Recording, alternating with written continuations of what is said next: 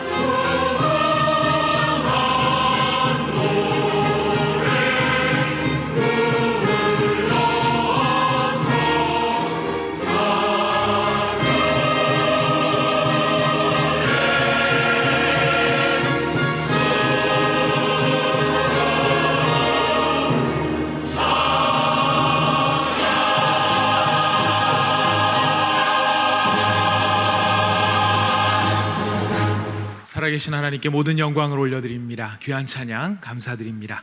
이제 오늘 우리에게 주시는 하나님의 말씀을 봉독하도록 하겠습니다. 오늘 주시는 말씀은 사도행전 2장 37절에서 47절까지의 말씀이 되겠습니다. 사도행전 2장 37절부터 47절까지의 말씀입니다. 다 찾으셨으면 저와 여러분이 한 절씩 교독하도록 하시겠습니다. 그들이 이 말을 듣고 마음에 찔려 베드로와 다른 사도들에게 물어 이르되 형제들아 우리가 어찌할꼬 하거늘 베드로가 이르되 너희가 회개하여 각각 예수 그리스도의 이름으로 세례를 받고 죄 사함을 받으라. 그리하면 성령의 선물을 받으리니 이 약속은 너희와 너희 자녀와 모든 먼데 사람 곧 주 우리 하나님이 얼마든지 부르시는 자들에게 하신 것이라 하고 또 여러 말로 확증하며 권하여 이르되 너희가 이 패역한 세대에서 구원을 받으라 하니 그 말을 받은 사람들은 세례를 받음에 그날에 신도의 수가 3,000이나 더하더라.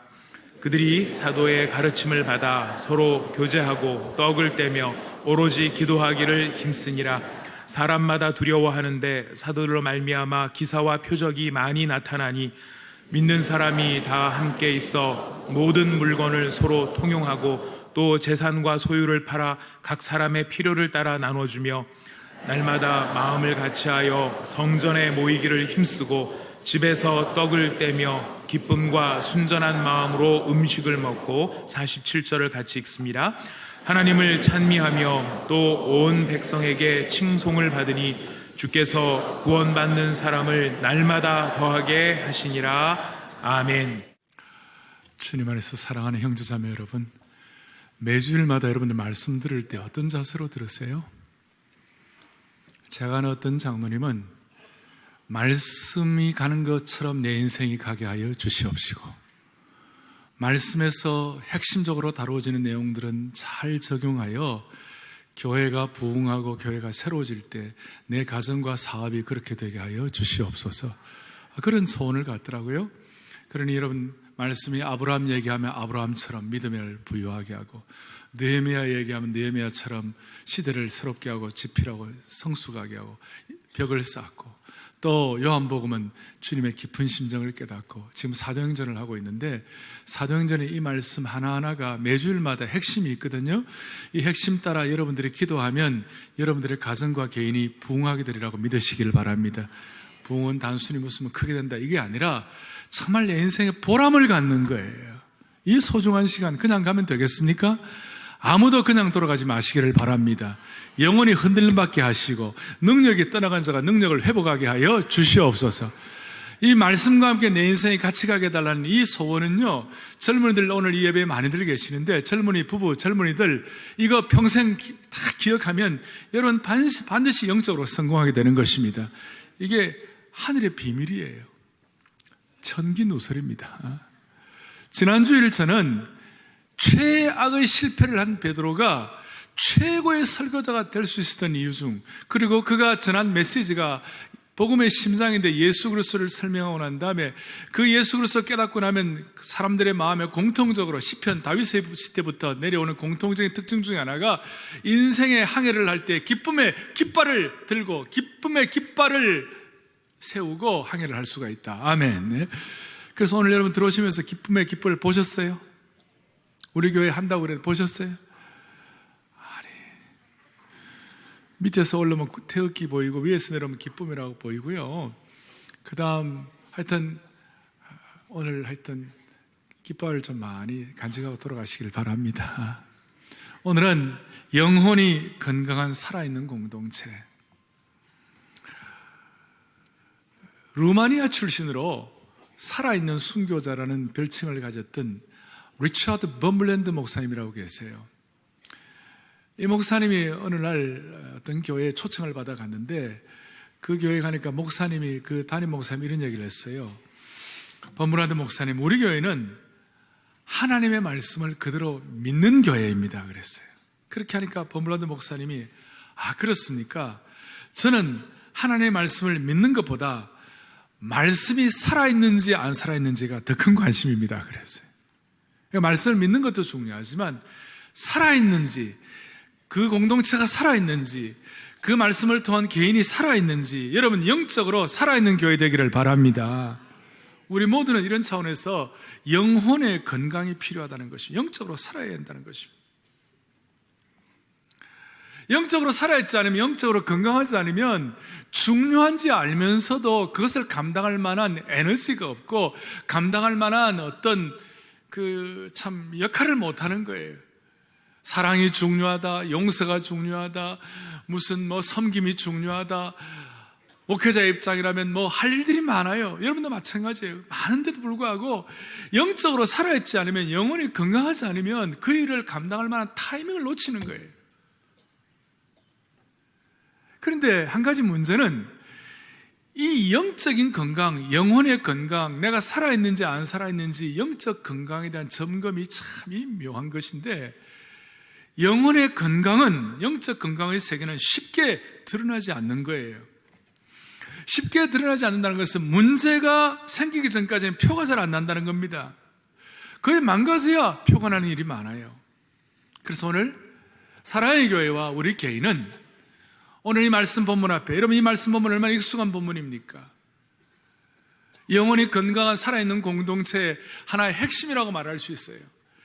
하나의 아주 현장이라고 말할 수 있어요.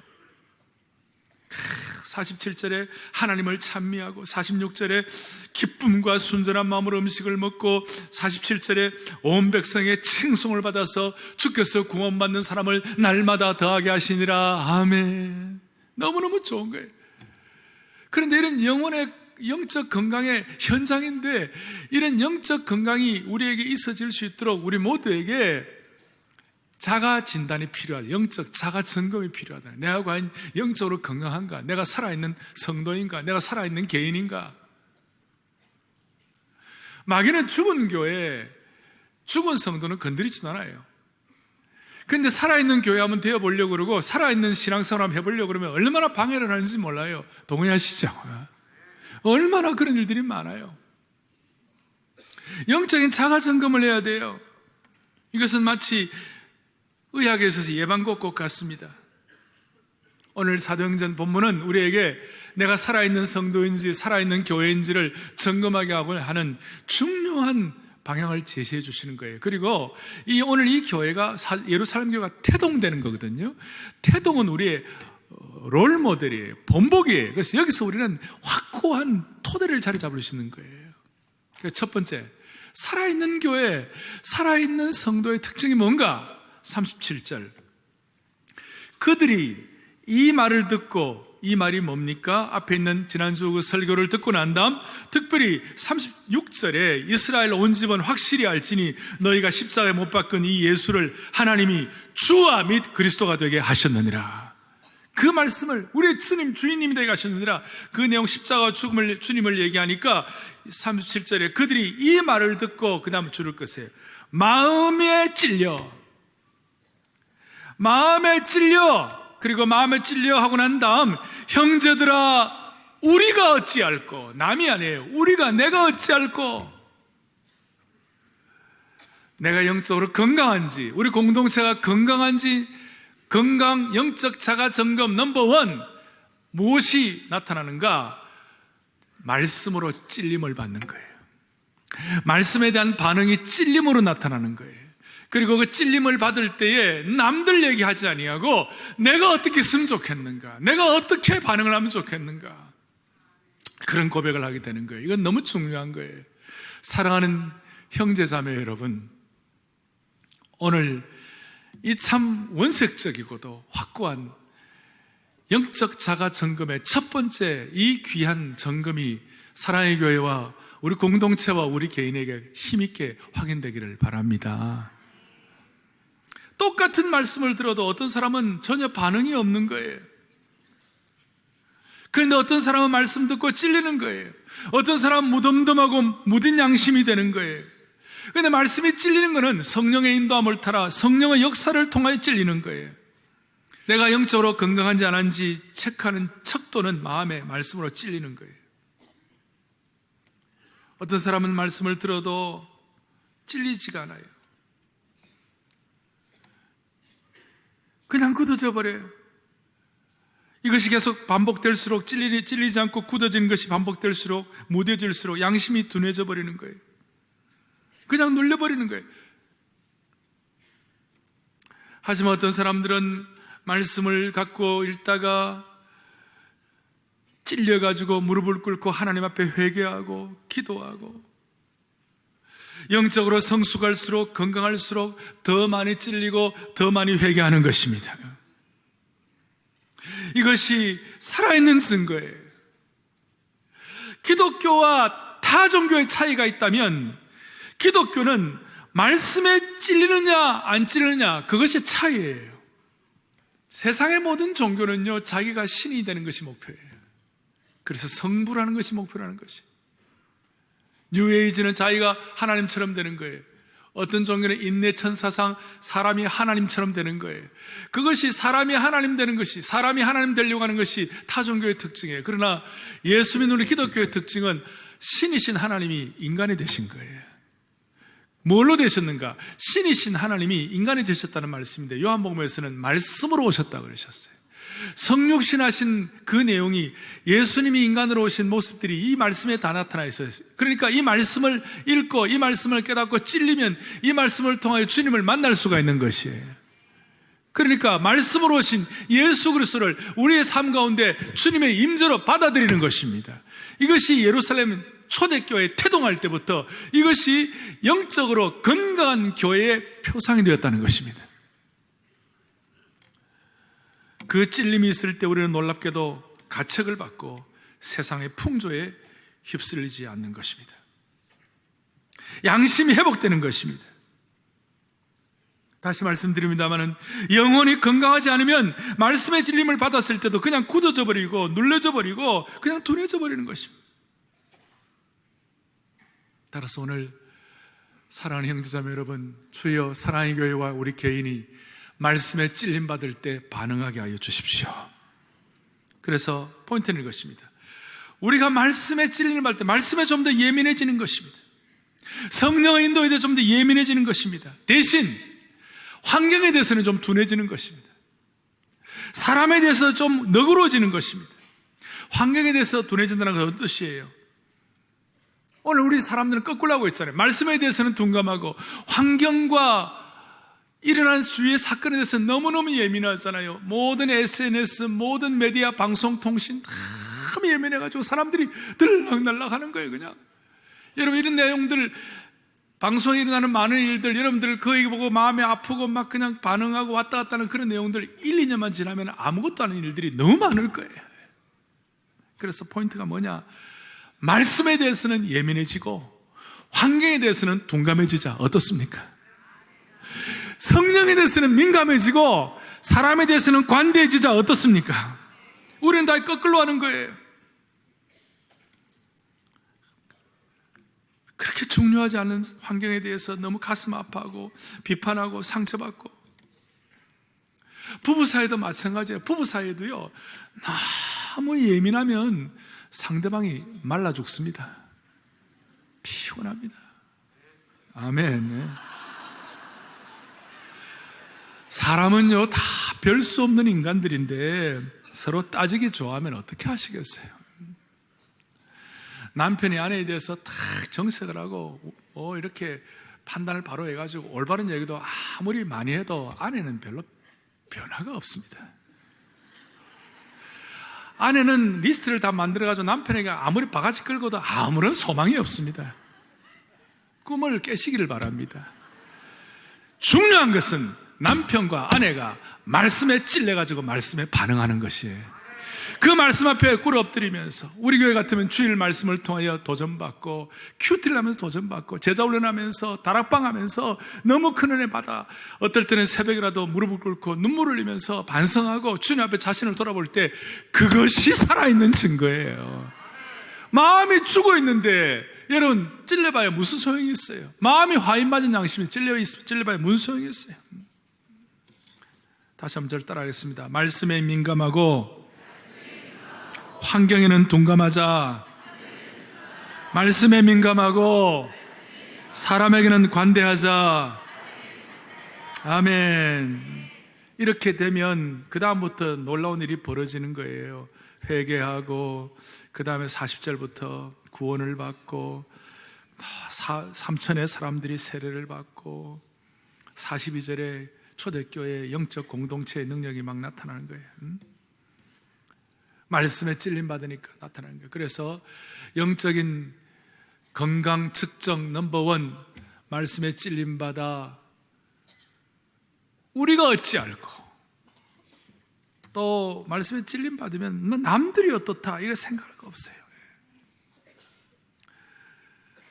자기는 듣기만 하고 남들을 평가만 하면 그것도 안 돼요. 여러분, 바울 사도 같은 사람은 이 말씀의 은혜가 날마다 찔림받고 은혜가 있으니까 오죽하면 자신을 쳐 복종시킨다고 그랬어요. 우리는 남들 보지 말고 우리가 잘하면, 우리가 말씀에 찔려 반응하면 하나님이 나머지는 주님이 처리하실 거예요. 여러분, 그 믿음을 회복하셔야 될 것이라고 믿습니다. 두 번째로 영적 자가점검 척도의 특징이 뭔가? 그것은 바로 진정한 영적 교제가 있었습니다. 42절에 그들이 사도의 가르침을 받아 서로 교제하고 그랬습니다. 영적 교제였습니다. 그 44절부터 46절까지 강력한 영적 교제의 현장이 거기에 나타났습니다. 서로 통용하고 필요를 나누어주고 순전한 마음으로 함께 교제하고 서로 칭송하고 서로 찬미하고, 어떻게 보면 이게 가장 영적인 유토피아예요. 그것이 어떻게 출발이 됐는가? 교제라는 말부터 출발이 했어요. 영적 자가점검 넘버 2, 내게는 영적 교제가, 참된 영적 교제가 있는가? 이 교제라는 말이 헬라어로 코이노니아 그렇게 얘기합니다. 이 코이노니아라는 이 말은 통용한다, 유통한다, 공유한다 이런 뜻이고, 코이노니아에 대한 현장은 44절부터 46절까지 자세히 설명을 해놓았어요. 자, 근데 이 코이노니아를 가지고 이제 좀 연구를 하다 보니까 복음서에는 코이노니아란 말이 한 번도 안 나와요. 오늘 42절 여기서부터 사도행전의 이 말씀, 여기서부터 신약 성경 최초로 코이노니아란 말이 출현한 거예요. 교제란 말이. 이것은 그냥 우리가 교제한다 이 정도가 아니에요. 굉장한 차원이에요. 펠로십이, 하나님과 펠로십이. 그리고 이 교제는 여기서부터 출현을 하는데, 시작이 되는데, 이 교제는 신적 언어예요. 사람들이 만든 언어가 아니라 하나님적인 언어예요. 그래서 성령님 하면 늘 교제가 따라와요. 빌립보서 2장 하면 말씀의 위로, 성령의 무슨 교제, 성령의 교제랄 말이 나와요. 그리고 고린도후서 13장 13절에 보니까 주 예수 그리스도의 은혜와, 예수님은 은혜이고 하나님 아버지는 사랑이고 성령의 교제예요. 성령은 교통이에요. 그러니까 성령의 전문 영역이 뭐냐? 교제다 이 말이에요. 성령의 인도가 있으면 참된 영적 교제가 일어난다는 것입니다. 할렐루야. 그리고 이 교제는 우리가 하나님과 제대로 가까이 다가갈 때 나타나는 현상이다 이것이에요. 입체적인 신앙의 증거라고 말할 수 있어요. 요한일서 1장 3절 다 같이 보겠습니다. 시작. 우리가 보고 들은 바를 너에게도 전함은 너희로 우리와 사귐이 있게 하려 함이니 우리의 사귐은 아버지와 그의 아들 예수 그리스도와 더불어 누림이라 그랬어요. 여기에 사귐이란 말이 저희 교제, 저희 코이노니아예요. 이 사귐은 아버지와 그의 아들 예수 그리스도와 더불어 누림이라 무슨 뜻이에요? 이 교제는 성령님을 통해서 비롯되는 것인데, 특별히 예수 그리스도를 깨닫고 복음을 깨닫고 영적 주님과의 관계가 먼저 있고 난 다음에, 교제의 키가 뭐냐면 하나님과의 교제가 믿고 있고 난 다음에 그 다음에 사람들과 영적 교제가 일어난다는 것이에요. 거기에 대해서 자세하게 고린도후서 8장 4절에 마게도냐 교회가 힘들고 어려웠지만 예루살렘 교회가 어려웠다는 말을 듣고 연보와 구제와 섬김, 그런 교제를, 그 코이노니아를 섬김으로 나타냈어요. 영적 교제가 있으면 자연스럽게 하나님 주신 은혜가 뭐냐면 섬김의 은혜가 나타나요. 그걸 좀 헬라 어려운 말로 코이노니아가 디아코니아를 가져온다 이런 말을 해요. 코이노니아가 디아코니아란 말이 뭐냐면 섬김이란 뜻이에요. 참된 코이노니아가 참된 디아코니아를 가져온다. 참된 영적 교제가 참된 섬김을 가져온다. 다른 말로 하면 참된 코이노니아가 없으면 참된 디아코니아가 없다 그 말이에요. 그리고 참된 디아코니아, 오늘 마게도냐 교회가 다른 형제들을 잘 섬길 수 있어. 어려운 가운데서도 잘 구제와 봉사할 수 있는 이유가 무엇일까? 고린도서 8장 4절 5절 같이 5절 4절 시작.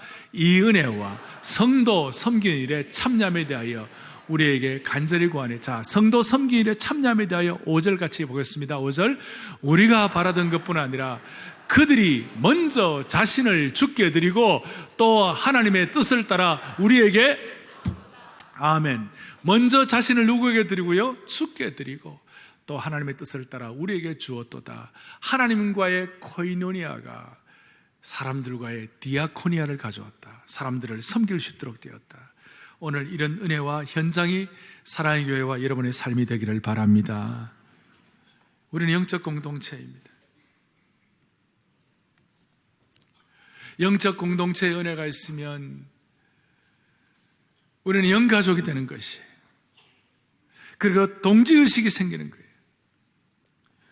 그런데 문제는 여러분, 예수님 안에서 한 형제 자매가 된 사람들끼리 서로 비난하고 상처를 준다면 이것은 참된 영적 동지의식을 가진 공동체라고 말할 수 없어요. 한국 교회가 영적 교제와 공동체성이 많이 파괴되었어요. 상호의존적이고 헌신적인 영적 아군의식이 약해졌어요. 영적인 피하 구분이 되지 않았어요. 요한 켈빈 선생님은 교회는 반드시 믿는 자의 어머니가 되어야 한다. 교회 오면 영적으로 양육받고 자라야 한다. 그 뜻도 있지만 믿는 자의 어머니를 여러분들 함부로 훼손할 수 없는 귀한 공동체가 교회이다 그 말이에요. 어머니가 병들면 어떻게 합니까? 어머니가 상처받으면 어떻게 합니까? 이유와를 막론하고 내가 마음에 좀 맞지 않는 어머니라 할지라도 그 어머니가 상처받고 어머니가 아프고 어머니가 병들면 그 어머니를 가장 우선순위로 고치고 어머니를 가지고 그 병을 치료하고 회복시키려고 하는 것이 먼저 우선순위로 비롯되어야 할 것이라고 확신하는 것입니다. 그런데 우리는 어떻게 합니까? 병든 어머니를 치유하기 위해서 어떤 방법을 써서라도 치료하고 해야 되는데 욕하고 그 어머니를 비난하고 파괴한다면 이건 아니죠. 그래서 우리 한국교회가 다시 한번 영적 교제의 능력을 찾아야 할 때가 왔다고 생각합니다. 엎친 데 덮친 격으로 치유가 필요한 한국교회, 어머니교회가 사방의 이리들과 승냥이와 하이에나로부터 포위 공격을 당하고 있는 일이 얼마나 많아요. 외부적으로 정말 한국교회, 어머니교회를 상처내는 일이 얼마나 많아요. 한국교회 내부에도 또 적은 있는 거예요. 내부에 들어가고 한국교회를 내부적으로 무너지게 하는 거예요. 잘못된 기복주의들, 도덕적 방종주의들, 경직된 율법주의들, 또 교권주의, 또 젊은이들 냉소적인 비판주의, 극단적인 신비주의. 다시 한번 한국교회가 영적인 참된 코이노니아 교제가 회복되게 하여 주시옵소서. 이런 영적 교제를 기반으로 내부 결속을 다지고 내부 문제를 해결하고 하나님의 영광을 위하여 외부의 공격을 봉사하는 은혜가 있기를 바라는 것입니다. 그렇게 되기 위해서는 교회가 견고해야 합니다. 영적 교제의 능력으로 견고해야 합니다. 초대교회가 태동될 때는 이 교제의 능력이 확실했습니다. 우리 주위에 어떤 사람들은 개인 경건을 주장하고, 개인 경건이 중요하죠. 개인 경건을 통해 하나님을 기피하라는 건 너무 소중합니다. 그런데요, 아무리 개인 경건을 하더라도, 제가 축구를 본다든지 농구를 본다든지 보면 하는 팀이거든요. 아무리 혼자 잘 뛰어도요, 아무리 멋진 스타 플레이어라도요, 팀워크가 안 되면 그 경기는 이길 수가 없습니다. 판판이 지는 것입니다. 우리 주위에 나름대로의 개인 경건, 우리가 제자 훈련을 통하여 개인적으로 주님 앞에 성숙하는 거 있는 분들이 있어요. 그런데 뭘 모르는가? 어머니인 이 공동체가 아프고 훼손될 때 이 혼자만의 리그는 안 된다 이 말이에요. 교회를, 이 아픈 교회를 세워야 할 책임이 있다는 거예요. 한국 교회를 팀을 가지고 세워야 할 책임이 있다는 것이, 스타 플레이어 역할보다도 함께 팀을 가지고 한국 교회를 살려야만 하는 것입니다.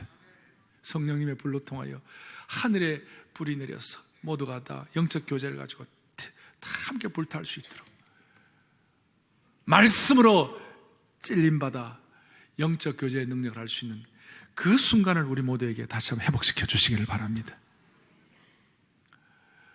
세 번째로는 영적 자가 점검, 말씀으로 찔림받는 것, 영적 교제의 능력을 회복하는 것뿐만 아니라 세 번째로는 뭐가 필요하느냐? 사도의 가르침을 받아야 되는 것입니다. 42절에 그들이 사도의 가르침을 받아 서로 교제하고 떡을 떼며 오로지 기도하기를 힘쓰니라. 사도의 가르침을 받는 거예요. 우리 교회로 말하면 말씀을 배우든지 말씀을 가르치든지 둘 중에 하나예요. 말씀으로 영혼을 섬기는 것이 포함되어 있어요. 제자훈련을 통하여 성도가 성숙하는 것이 다 포함되어 있어요. 여기에 42절 다시 사도의 가르침을 받아라는 이 문법적 시제는 뭐냐? 한 번 가르침 받고 끝나는 것이 아니에요. 이 가르침은 계속해서 지속되는 것이에요. 계속 가는 거예요. 그들은 지속적으로 사도의 가르침을 받고 있었다, 그 뜻이에요. 우리가 주목하는 이 말씀은 지속적으로라는 말인데 여기에 시간을 바친다는 것인데 이것이 성령께서 거하시는 교회의 특성이라는 것입니다. 어떠한 특정적인 행동을 위하여 성실하게 지속적으로 헌신하는 것을 포함한다, 이렇게 말할 수 있어요. 말씀을 가르치고 말씀 가르침 받고 말씀을 또 가르치는 이 대열에 참여하는 것이에요. 제가 오늘 37절부터 쭉 일어난 일들 가운데 41절에 그 말을 받은 사람들은 세례를 받으며 이날의 신도의 수가 얼마나 더하더라? 3,000이나 더하더라. 태동하는 교회가 3,000명이 더해졌어요. 이 3,000명이 막 한꺼번에 몰려왔을 때 사도들이 어떻게 했을까? 저 나름대로 한번 짐작을 해보았어요. 밤에 잠이나 제대로 잤겠어요? 내일 어떤 말씀을 가르칠까? 내일 어떤 말씀을 이분들에게 나눠드릴까? 구약에 있는 말씀 가운데 예수님을 중심으로 한 그 말씀이 무엇일까? 아니 산상수훈 때 내가 예수님께 들었던 말씀이 무엇인가? 아니면 다락방에서 주님의 마지막 강화의 말씀, 설교의 말씀 들었을 때, 아니면 지난날에다 주님이 하신 말씀들, 베시다 들판에서 하시는 말씀들, 그 말씀을 기억하면서 그 말씀을 가르쳐야지, 그 말씀을 나누어야지, 그렇게 간절한 마음으로 준비하여 12명의 사도가 3,000명을 가르치느라고 얼마나 수고를 했겠어요. 그리고 이 3,000명의 성도들이 이 말씀을 가르침 받는 것만 끝난 것이 아니라 사도들이 이 가르침을 막 받고 난 다음에 그 받은 말씀을 가지고 이제 각지로 흩어졌을 때 그 받은 말씀 기억했다가 또 그 지역에 가가지고 말씀의 대언자가 되어서 받은 말씀을 또 함께 말씀을 나누는, 말씀으로 이웃을 섬기는 대열에 참여할 수가 있었던 것이에요. 이것이 초대교회가 갖는 강력한 특징이었어요. 말씀을 배울 뿐만 아니라 사도의 가르침이 계속 진행된 것이에요. 오늘 그것은 사랑의 교회 제자훈련 철학과 너무 중요한 거예요. 사랑의 교회 제자훈련의 정신은 뭐예요? 말씀을 들은 것으로 끝난 것이 아니라 말씀을 훈련해가지고 이 말씀을 생애가 다하는 그날까지 지속적으로 이 말씀을 나누는 것입니다. 얼마나 이것은 우리에게 중요한 목표가 되고 있습니까? 일반 성도들도 동일하게 이 말씀을 배우고 말씀을 가르치는 일에 참여하는 것이에요. 성령께서 다스리실 때 백성들은 끊임없이 말씀을 공부하고 훈련하는 데 전념을 할 수가 있었습니다. 제가 조금 아까 영적 교제에 있어서는 코이노니아가 디아코니아를 갖는다 그랬는데 조금 어렵지만 이런 마음에 한번 생각해 놓으시고, 또 이 말씀 선포, 말씀을 가르치고 말씀을 선포하는 문제에 관해서는 헬라어로 두 개, 하나는 케룩소라는 것이 있어요. 케룩소라는 이 단어는 말씀을 선포하는 거예요. 특별히 처음 예수 믿을 때 말씀의 진리를 깨달을 때 케룩소라고 해요. 교회가 주일 말씀이라든지 대각성 전도 집회라든지 처음 예수님을 믿을 때 구원의 복음이 강력하게 선포될 때 그것을 뭐라고 한다고요? 케룩소라고 그래요. 케룩소라고 그래요. 오늘 이 자리에는 거의 대부분의 분들이 예수님을 구세주와 주님으로 영접하셨을 거예요. 예수님을 구세주와 주님으로 영접했기 때문에 영하 11도가 넘어도 여기 오는 것이에요. 아멘. 그 주님을 사모하면서 오는 거예요. 말씀이 살아있으니까 오는 거예요. 그런데 중요한 것은 그건 케룩소예요. 와서 말씀을 듣고 난 다음에 중요한 것은 여러분들이 성숙하고 자라서 또 다른 영혼들을 말씀으로 섬길 수 있는 그 역할을 해야 되는 거예요. 그것이 뭐냐면 티칭이에요. 말씀을 가르치는 거예요. 선포하는 것은 케룩소고, 그것을 여러분들이 선포한 내용의 말씀을 듣고 변화받아 와서 주님의 제자로, 온전한 제자로 성숙하고 무장되는 것, 그 말씀은 디다케, 가르침이라고 그런 거예요. 그래서 교회는 반드시 케록소를 통하여 주님을 영접하고 디다케를 통하여 성장한다, 이런 말이 있어요. 그래서 오늘 이 자리에, 오늘 이 말씀은 여러분들에게 케록소가 되기도 하고 어떤 분들은 디다케가 되기도 할 것이에요. 하나님께서 에베소서에 교회에 대해서 말씀할 때 교회 목사와 교사를 주신 이유는 가르치는 목사는 성도를 잘 가르쳐서 모든 성도들이 다 예수님의 온전한 사람으로 그리스도의 장성한 분량에 올라가야 한다. 여러분 모두가 다 예수님의 장성한 분량에 올라갈 수 있기를 바랍니다. 그러기 위해서는 계속해서 말씀을 가르치고 가르침받고 가르치는 디다케의 역사가 일어나셔야 되는 거예요. 오늘 이 예배가 그렇게 되기를 바랍니다. 우리는 반드시 가르치든지 가르침을 받든지 둘 중에 하나를 해야 돼요. 지난주일 저녁에 우리 장로님들 한 여러분들하고 제가 같이 좀 교제를 했습니다. 근데 교제를 하는데 어떤 장로님 한 분이 82년도에 우리 교회 등록하시고 참 받으신 축복을 말씀하시는데, 말씀을 제자 훈련 받고 난 다음에 말씀을 가르치는 것이 얼마나 소중한지, 순장 사역뿐만 아니라, 장로님 요즘 뭐 하세요? 72세 장로님 뭐 하세요? 그러니까 72세인데도요 소년부 5, 6학년 소년부 5, 6학년을 여러분 32년 동안 가르쳤다는 거예요. 그래서 지금도 그 장로님 좀 암도 극복하시고 몸도 그렇게 싹 편하신 분이 아니는데 얼굴이 그렇게 밝으세요. 나는 얼마나 마음이 위로가 됐는지 몰라요. 부인 되시는 권사님은요 30년 동안 순장을 하셨어요. 지난 연말에 3일 동안 순장하시면서 이제 마무리를 하시는데, 그 30년 동안 순장하고 말씀으로 영혼을 섬긴 것이 내 인생의 가장 큰 복된 것이었다고 진지하게 울컥울컥하면서 저한테 고백을 하는데, 제 마음이 얼마나 감동이 되는지. 사랑하는 성도 여러분, 은퇴를 해도 말씀으로 영혼을 가르칠 수 있는 평생이 되기를 바랍니다. 존 와나메이커는 최신부 장관, 미국의 중요한 장관하는 것보다도 아이들에게 주일학교 교사하는 것이 중요하다고. 그래서 그분이 그런 영향을 끼칠 때 존 와나메이커를 통하여 얼마나 많은 일들을 했습니까? 반드시 사랑의 교회 성도들은 말씀을 배우든지 말씀을 가르치든지 둘 중에 하나를 여러분들이 감당하시기를 바랍니다. 한국교회의 부흥은 한국교회 처음 태동할 때, 예루살렘 교회 태동할 때처럼 한국교회가 태동하는 초창기로부터 실마리를 얻을 수 있어요. 교회 사관은 이렇게 증언합니다. 지금부터 한 120-30년 전에 한국교회 성도들은 며칠씩 걸어서 말씀 사경회에 참석했다는 것이 언더우드 선교사님의 증언이에요. 웬만한 어려움은, 그 말씀 사경회를 통하여 웬만한 어려움은 거뜬히 견뎌내고 있으며, 그 말씀 사경회 250명에서 많을 때는 1180명씩 모여가지고 그 말씀 사경회를 10일에서 14일 동안 배운다는 것이에요. 지금 우리로 말하면 훈련하는 집중훈련이죠. 그 훈련을 통하여 대규모 말씀 사경회에 참석했던 사람들이 다 고향으로 돌아가서 며칠씩 걸어서 왔으니까 고향으로 들어가가지고 그분들이 받은 말씀을 가지고 소규모 말씀 사경회를 개최했는데, 이북의 북부 어느 지역의 어느 선교지에서는 1년 동안 이 같은 소규모 말씀 사경회를 192회를 실천해가지고 연인은 1만 명이 기록되었다는 것이에요. 한국교회 본래 초대교회 전통은 부흥회가 아니에요. 말씀 사경회였어요.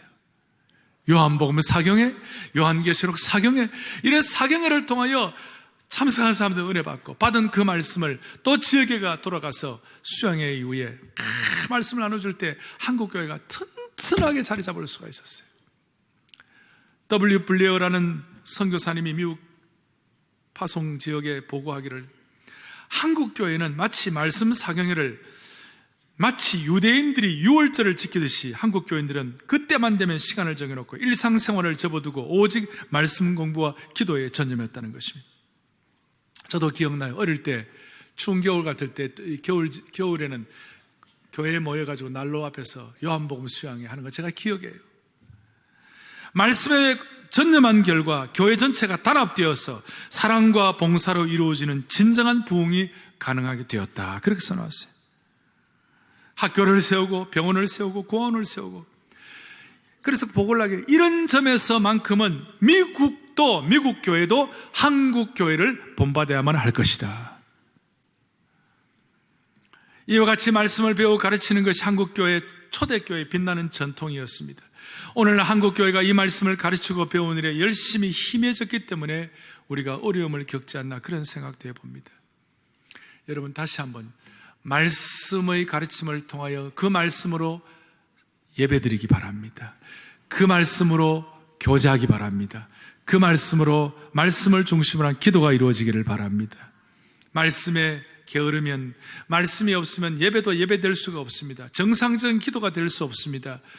말씀이 가르침 제대로 되지 않을 때 잘못된 기도가 얼마나 많아요. 하나님 말씀 모를수록 자기 기도가 많아지는 거예요. 자기 중심의 기도를 하는 거예요. 그런데 하나님의 말씀을 알면 알수록 하나님 중심의 기도를 하게 되는 것입니다. 하나님 중심의 기도예요. 내 중심의 기도가 아니에요.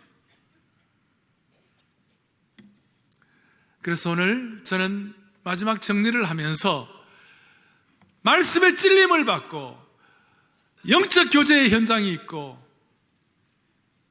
말씀의 가르침을 받는 그 살아있는 실체가 어디인가? 저는 그것이 바로 사랑의 교회 다락방이라고 생각합니다. 다시 한번 다락방이 이처럼 회복이 되어야만 할 것입니다. 말씀의 찔림을 받으면 다락방이 남들 봅니까? 환경 봅니까? 다락방 자신을 살펴봅니까? 자신에 속한 순원들 한 명 한 명을 살피는 거예요. 얼마나 이것이 소중한지요.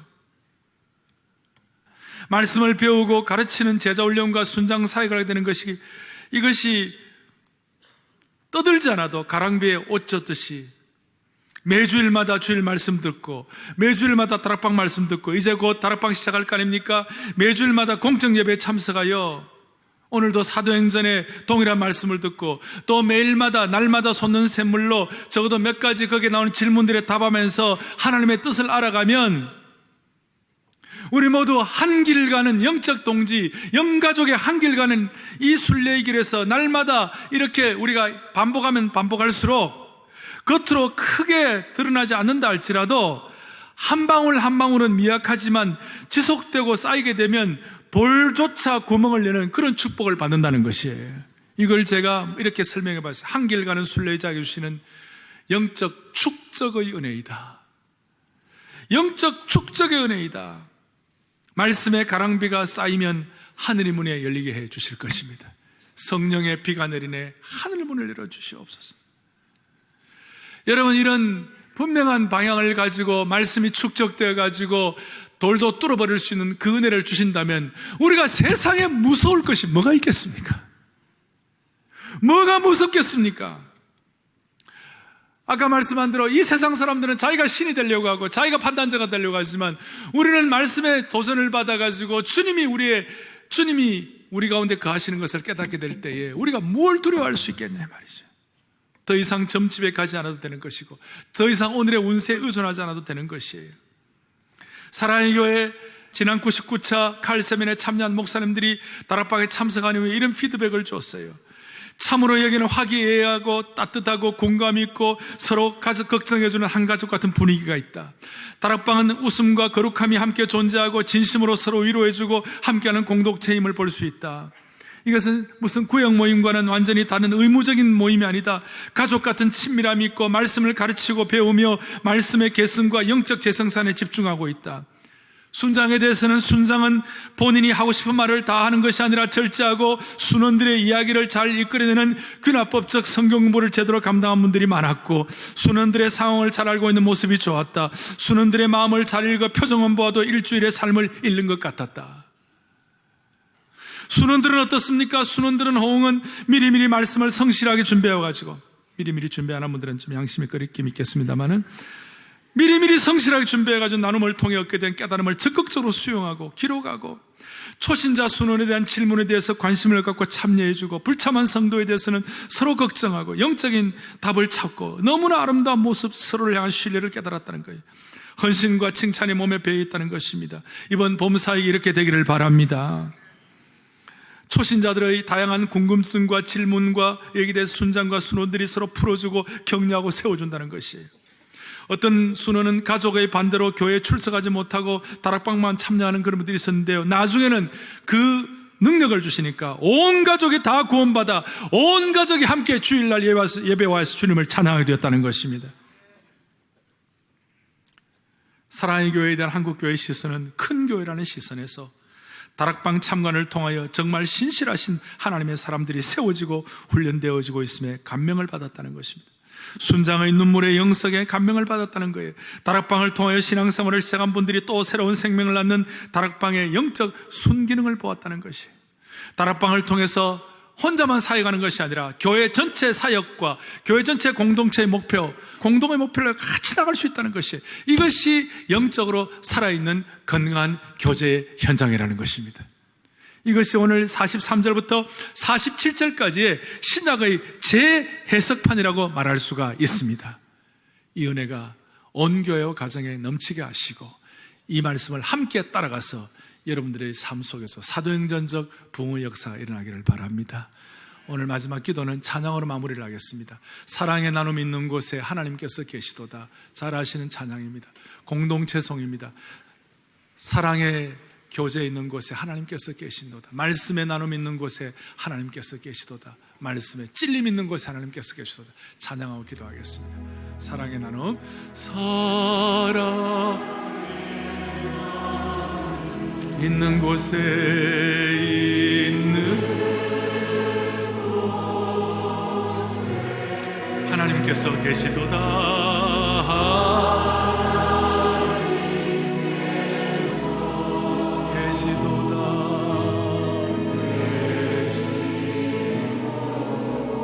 아멘으로 하세요. 말씀의 나눔 있는 곳에, 말씀의 나눔 있는 곳에 있는 하나님께서 계시도다.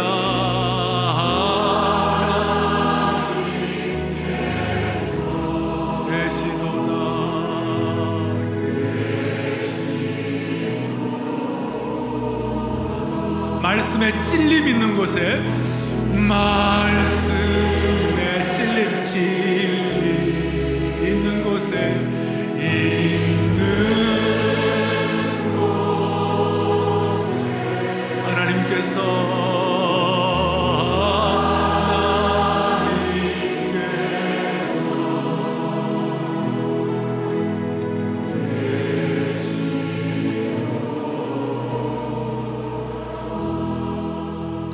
하나님 아버지 감사합니다.